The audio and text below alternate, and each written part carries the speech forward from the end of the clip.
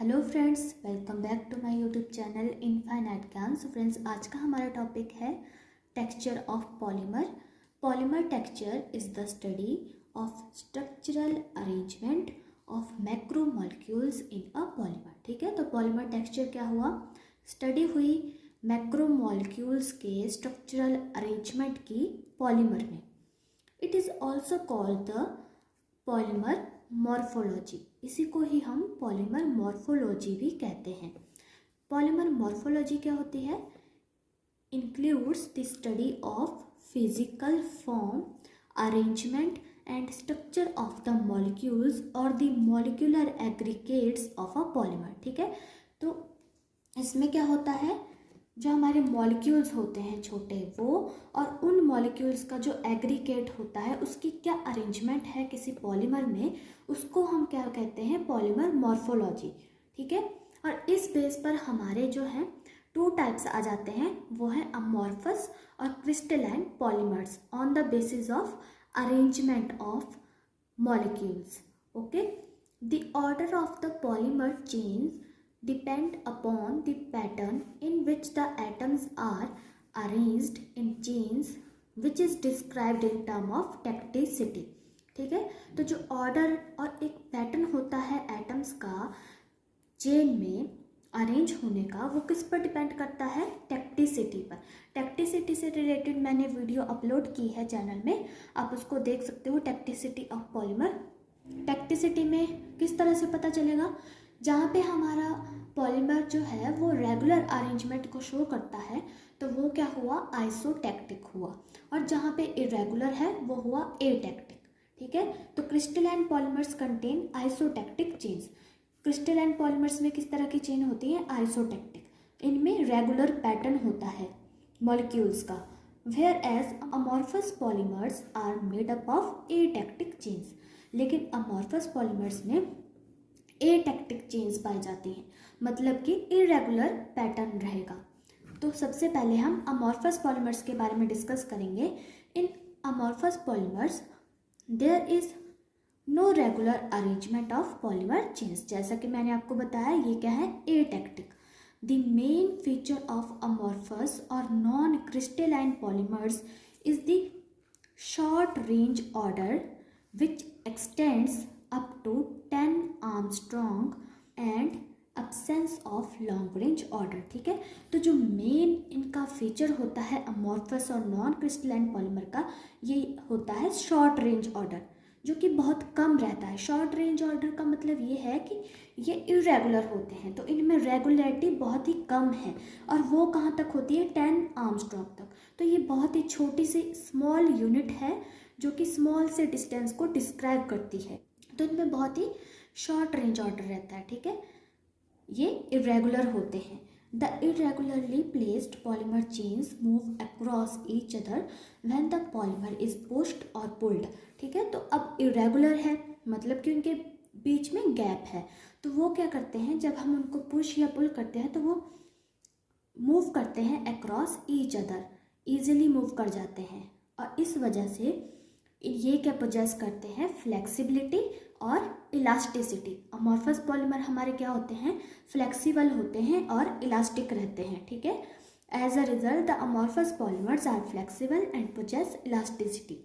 The irregularity in the chain may occur when the repeating monomers combine in irregular pattern instead of following a regular polymerisation route. Polymer में irregularity कब आएगी? जब हमारा जो repeating unit है, जो कि मोनोमर है, वो एक रेगुलर फैशन में, जिस तरह उसे पॉलीमराइजेशन के बाद जो रूट उसे फॉलो करना है उसको ना फॉलो करके वो इरेगुलर रूट को फॉलो करता है, तो उस वजह से इरेगुलरिटी आ जाती है। ठीक है, तो for example in polymerization alkenes, वो हम यहाँ पे देखेंगे। जैसे कि हमारा मोनोमर है alkene can combine in head to tail, तो ये किस तरह से कंबाइन कर सकता है? Head to tail. Okay, head to head और tail to tail scheme as follows, वो हम यहाँ पे देखते हैं। तो स्कीम 1 है हमारे पास हेड टू टेल कॉम्बिनेशन। यहाँ पे मैंने आपको हेड टू टेल कॉम्बिनेशन बताया है। ये है हमारा मोनोमर एल्कीन। ठीक है, तो यहाँ पे क्या हो रही है, पॉलीमराइजेशन हो रही है, पॉलीमर फॉर्म हो रहा है हमारा। तो यहाँ पे क्या है, एक रेगुलर फैशन आपको देखने को मिल रहा है। ठीक है, तो हेड टू टेल है सेम, ये था हमारा मोनोमर। तो उसी तरह से सेम हमारा क्या चला हुआ है आगे, ये रिपीटिंग यूनिट्स चली हुई हैं। तो ये एक रेगुलर फैशन को फॉलो कर रही है। तो ये क्या है, रेगुलर पॉलीमर है। स्कीम 2 में क्या है, हेड टू हेड और हेड टू टेल कॉम्बिनेशन हमें देखने को मिल रहा है। ठीक है, तो ये था मोनोमर हमारा मोनोमर इस तरह से है, और रेगुलर पैटर्न इसका इसी तरह से होना चाहिए था। लेकिन यहाँ पे क्या आ गई है, हेड टू हेड कॉम्बिनेशन आ गया है। ठीक है, हेड टू हेड कॉम्बिनेशन है, यहाँ पे फिर से गैप पड़ गया और फिर से यहाँ पे हेड टू हेड कॉम्बिनेशन आ गया। तो ये क्या है, इरेगुलर पॉलीमर है। ठीक है, रेगुलर नहीं है ये। During polymerization the monomers combine according to head to tail fashion producing a regular polymer. जैसा कि हमने स्कीम 1 में देखा, जब हमारा polymer head to tail fashion में कंबाइन कर रहा था तब वो रेगुलर पॉलीमर को फॉर्म कर रहा था। बट सेम मोनोमर में combine according to scheme 2 thus disturbing the regularity of the chain and producing an amorphous polymer। ठीक है, तो अब हमने सेकेंड स्कीम में भी सेम मोनोमर को लिया है, लेकिन वो क्या कर रहा है, डिस्टर्ब कर रहा है रेगुलरिटी ऑफ चेन को, जिस वजह से हमारा अमॉर्फस पॉलीमर फॉर्म हो रहा है। Secondly the irregularity in chain may be caused due to different degree of branching, और irregularity different degree of branching की वजह से भी होती है चेन में। अब डिफरेंट डिग्री ऑफ ब्रांचिंग आ जाएगी, एक साइड बहुत लंबी ब्रांच बन जाएगी, कुछ साइड छोटी बनेगी, तो इस वजह से क्या होगा, वेरिंग लेंथ की ब्रांचेस आ जाएंगी हमारे पॉलीमर चेन में, और वो क्या कर देंगी, इरेगुलरिटी कॉज करेंगी और हमारा अमॉर्फस पॉलीमर फॉर्म हो जाएगा। अब कैरेक्टरिस्टिक्स क्या है अमॉर्फस पॉलीमर के, they have low resistance to heat. Okay, low resistance होती है इनकी हीट के लिए, क्योंकि ये इरेगुलर हैं, इरेगुलर पैटर्न को शो करते हैं, तो ये इजीली हीट जैसे ही इन्हें मिलती है तो ये मेल्ट होना शुरू हो जाते हैं। तो इनकी रेजिस्टेंस कम है हीट को लेकर के। They do not possess sharp melting point, तो इनका जो मेल्टिंग पॉइंट रहता है वो भी बहुत कम रहता है। The random molecular chains can easily move over each other, thus amorphous polymers have flexibility and elasticity. जैसा कि हमने पहले डिस्कस किया, रैंडम इनमें ऑर्डर होता है मॉलिक्यूल्स का, जिस वजह से ये ईजिली मूव कर सकते हैं ओवर ईच अदर। इस वजह से ये क्या है, इलास्टिक हैं, फ्लेक्सिबल हैं। अब बात करते हैं क्रिस्टलाइन पॉलीमर्स की। The crystalline polymers consist of long range order. हमारे अमॉर्फस पॉलीमर क्या थे, शॉर्ट रेंज ऑर्डर थे, 10 आर्मस्ट्रांग तक इनका शॉर्ट रेंज ऑर्डर था, इस वजह से ये क्या थे, इरेगुलर थे। और यहाँ पे रेगुलरिटी क्या है, लॉन्ग रेंज ऑर्डर तक है ऑफ पैकिंग मैक्रोमोलिक्यूल और चेन्स। ठीक है, these polymers have regular chain structure and do not contain bulky side groups और एक्सटेंसिवली ब्रांच्ड चेन्स। तो ये क्या है, इन पॉलीमर में रेगुलर चेन स्ट्रक्चर रहता है, कोई भी बल्की साइड ग्रुप इनमें नहीं पाया जाता है, ना ही एक्सटेंसिव ब्रांचिंग पाई जाती है। However no polymer is purely crystalline, but the percentage of crystallinity in a polymer affects its property। ये हम जानते हैं कि कोई भी पॉलीमर प्योरली क्रिस्टलाइन नहीं हो सकता, उसमें कुछ हिस्सा अमॉर्फस का भी होता है, लेकिन इसकी परसेंटेज अफेक्ट करती है प्रॉपर्टी ऑफ पॉलीमर को, कि कितना परसेंटेज हमारा करैक्टर उसमें क्रिस्टलाइन का है और कितना अमॉर्फस का है। अगर क्रिस्टल्स ज़्यादा होंगे तो वह as a crystalline polymer act करेगा। Okay, these polymers have sharp melting point. तो अब रेगुलर पैटर्न है, ये क्लोजली पैक्ड हैं, तो इनको मेल्ट होने में भी टाइम लगेगा, तो इनका शार्प मेल्टिंग पॉइंट है। High degree of crystallinity makes the polymer strong and less flexible. Okay, जिस तरह से हमारे अमॉर्फस पॉलीमर फ्लेक्सिबल थे, वो मूव कर जा रहे थे उनके मॉलिक्यूल्स ओवर ईच अदर, लेकिन यहाँ पे हाई डिग्री ऑफ क्रिस्टलिनिटी है, इस वजह से ये स्ट्रॉन्ग है और लेस फ्लेक्सिबल है। कंडीशंस क्या रहती हैं हमारे क्रिस्टलिनिटी के लिए, जो इसेंशियल कंडीशंस हैं वो कौन कौन सी हैं क्रिस्टलिनिटी के लिए। The polymer chains should be well ordered so as to allow definite packing pattern in the crystal lattice।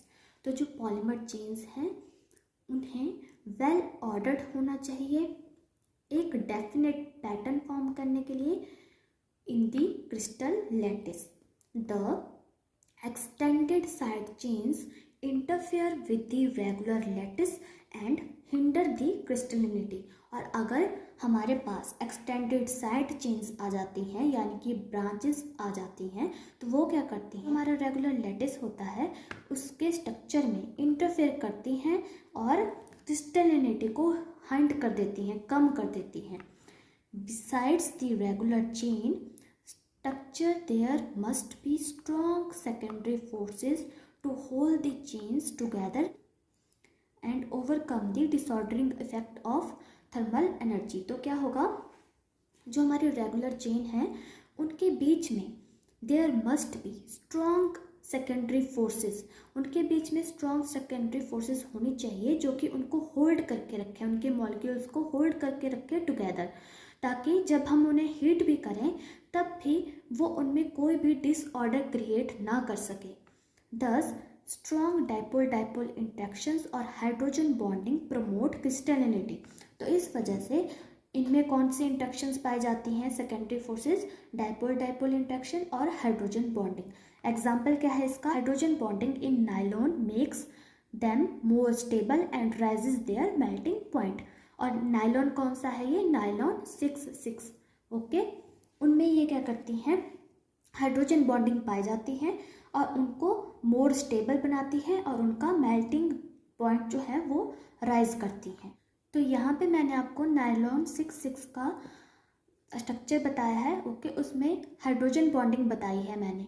तो आपने नायलॉन 6 में आपको पता है हमारे पास 2 मोनोमर्स होते हैं, एक होता है हेक्सामिथाइलिन डाइअमीन और दूसरा होता है एडिपिक एसिड। ठीक है, तो जो हमारा हेक्सामिथाइलिन डाइअमीन है उसका अमाइड और एडिपिक एसिड का कार्बोक्सिलिक एसिड, उनमें से जो कार्बोक्सिलिक एसिड है वहाँ से OH निकलता है और अमाइड से हमारा H निकल के वाटर को बाहर निकाल देते हैं। तो ये क्या हुई, हमारी कंडेंसेशन पॉलीमराइजेशन हुई और यही हमारा कोपॉलीमराइजेशन का एग्जाम्पल भी है। तो वहाँ पे जो हमारा वाटर निकला तो उसके बाद में हमारे पास NH बचा और कार्बोनिल बच गया। वहाँ पे अमाइड के हाइड्रोजन और कार्बोक्सिलिक ग्रुप के जो हमारा कार्बोनिल रहा, अब वहाँ पे उनके बीच में ऑक्सीजन और हाइड्रोजन के बीच में क्या पाई जाती है, हाइड्रोजन बॉन्डिंग पाई जाती है। तो ये है हाइड्रोजन बॉन्डिंग, ठीक है, ये है हाइड्रोजन बॉन्डिंग, इस तरह से पाई जाती है ये। और ये क्या करती है, उनमें शार्प मेल्टिंग पॉइंट प्रोवाइड करवाती है और उन्हें स्ट्रॉन्ग बनाती है। तो नायलॉन 6 में कौन सी सेकेंडरी फोर्सेस पाई जाती हैं, हाइड्रोजन बॉन्डिंग। ठीक है, और इसके अलग जो दूसरे एग्जांपल्स हैं वो है हाई डेंसिटी पॉलीथीन।